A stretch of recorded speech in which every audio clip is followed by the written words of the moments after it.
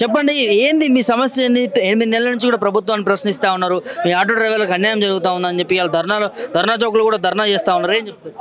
మా ఆటో క్యాబులు ఓలా ఊబర్ ర్యాపిడోలు ఆటోకు సిటీ పర్మిషన్ ఉన్న బండ్లకు కాకుండా ఇటు ఇతర జిల్లాలు వచ్చి బండ్లు వచ్చి అన్యాయం చేస్తున్నాయి. అవి రాబట్టి మాకు గిరాకీ తగ్గింది. బైకులకు ఓలా ఊబర్ ఇస్తారు, అది బంద్ చేయాలి. మాకు ఈ మీటర్ రేట్లు కూడా పెంచాలని. మహిళలకు ఫ్రీ బస్సు పెట్టింది కదా మీ ఆటో డ్రైవర్లు, కాంగ్రెస్ ప్రభుత్వం ఏం చెప్తుంది? మహిళల ఫ్రీ బస్సు వల్ల మాకు ఆటోకు చాలా నష్టం జరుగుతుంది. చాలా నష్టం జరుగుతుంది కాబట్టి ఆ మహిళల ఫ్రీ బస్సు బంద్ చేయాలి. సంవత్సరానికి 12,000 గవర్నమెంట్ ఏదైతే ప్రకటించదో అది అమలు చేయాలని కోరుతున్నాం.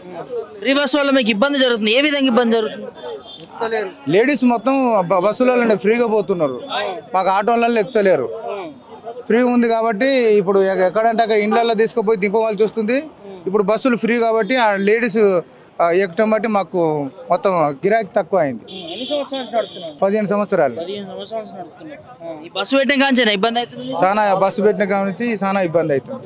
ఈ బైకులకు ఓలా ఊబరు ఇళ్ళ మళ్ళీ ఇది రాబట్టి ఇంకా చాలా బండ్లు నడుస్తలేవు. ఇంట్లో ఫైనాన్స్ కట్టుకుంటూ ఇంట్లో ఎలా తీసుడు అని ఇబ్బంది అవుతుంది మాకు ఆటో. చాలా మంది పల్లెటూళ్ళలో మొత్తం ఫ్రీ బస్సు పెట్టి చేయబట్టి మొత్తం సిటీకి చేరి సిటీలో వచ్చి ఇక్కడ అన్యాయం జరుగుతుంది. ఇక్కడ ప్రభుత్వానికి ముఖ్యమంత్రి రేవంత్ రెడ్డి ఓలా ఊబరు బైకులు బంద్ చేయాలి. ఇతర జిల్లాల ఆటోలకి నడుపుకోకుండా సిటీ పర్మిట్లు ఇవ్వాలి. ఆటోకు మీటర్ రేట్లు పెంచాలి. సంవత్సరానికి 12,000 ఇవ్వాలి. తప్పనిసరి ఇవాళ ఆటో డ్రైవర్కి కాంగ్రెస్ ప్రభుత్వం వచ్చినాక అన్యాయం చేస్తుందని చెప్పుకోవచ్చు. ఇప్పుడు గత ప్రభుత్వం 10 సంవత్సరాలు పాలించి 10 సంవత్సరాల్లో మీద అనేక దఫాలు ఆటో కార్మికుల సమస్యలు పరిష్కరించండి అని మొరపెట్టుకున్నా కానీ వినలేదు. ఇప్పుడు కాంగ్రెస్ పార్టీ ఎన్నికల ముందు మేనిఫెస్టో రిలీజ్ చేసింది. ఆటో కార్మికులకు సంక్షేమ బోర్డు ఏర్పాటు చేస్తానంటే ఆటో కార్మికుల సమస్యలు పరిష్కరిస్తామని వాగ్దానాలు చేయడం జరిగింది. మరి వచ్చి 8 నెలలు అవుతా ఉంది. మరి మీరు ఇచ్చిన వాగ్దానాలు ఏమయ్యావి?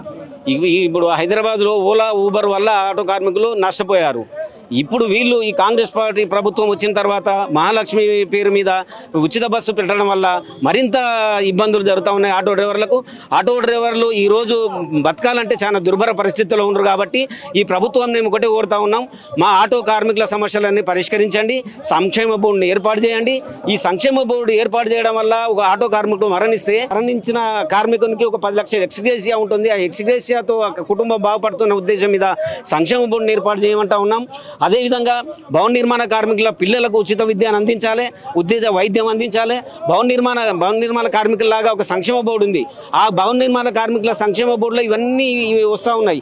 అదేవిధంగా ఆటో వర్కర్లకు కూడా ఈ కార్మికులకు సంక్షేమ బోర్డును ఏర్పాటు చేస్తే వారికి వర్తించేవి కూడా ఆటో కార్మికులకు వర్తిస్తాయి. కాబట్టి అలాంటివన్నీ ఫ్రీ ఇవ్వాలని మా డిమాండ్లతో ఈరోజు ప్రభుత్వం ఏదైతే గతంలో ఎన్నికల ముందు ఇచ్చిన హామీలు 12,000 కావచ్చు, లేకపోతే 10 లక్షల ఏదైతే బీమా కావచ్చు, ఇవన్నీ కూడా ఇవ్వకుండా చూస్తాం. ఈ ఎక్కడ 12,000 అమలు ఎక్కడ కాలేదండి. ఓన్లీ ప్రకటన వరకే ఉన్నది, ఎక్కడ అమలు కాలేదు. బీమా విషయం కూడా మాట్లాడతలేరు. వాళ్ళు ఏ విషయాలు మాట్లాడతలేరు కాబట్టి మేము ఇప్పుడు ఈ ప్రభుత్వాన్ని కోరుతా ఉన్నాము, మాకు సంక్షేమ బోర్డు కావాల్సిందే, మా ఆటో కార్మికులు ఉన్న సమస్యలన్నీ పరిష్కరించవలసిందే.